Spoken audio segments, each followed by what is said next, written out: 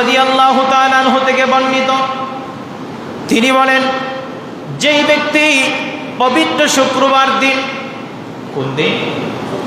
পবিত্র শুক্রবার দিন যেই ব্যক্তি আসরের নামাজের পরে আল্লাহর হাবিবের উপর ওই দুরূদ শরীফ পড়বে, আল্লাহুম্মা সাল্লি আলা সাইয়্যিদিনা মুহাম্মাদিন নবিয়্যিল উম্মি ওয়া আলিহি ওয়া আসহাবিহি ওয়া বারিক ওয়া সাল্লিম। আবার আমার সঙ্গে সবাই পড়েন, আল্লাহুম্মা সাল্লি আলা সাইয়্যিদিনা মুহাম্মাদিন নবিয়্যিল উম্মি ওয়া আলিহি ওয়া আসহাবিহি ওয়া বারিক ওয়া সাল্লিম। আল্লাহর হাবিব বলেন, হযরতে আনাস রাদিয়াল্লাহু তাআলা আনহু থেকে বর্ণিত, আল্লাহর যে বান্দা বান্দি এই দুরূদ শরীফটা প্রতি শুক্রবার দিন আসরের নামাজ আদায় করিয়া যেই ব্যক্তি আদায় করবে, আল্লাহ রব্বুল আলামিন তার জীবন থেকে 80 বছরের গুনাহ মাফ করে দিবে।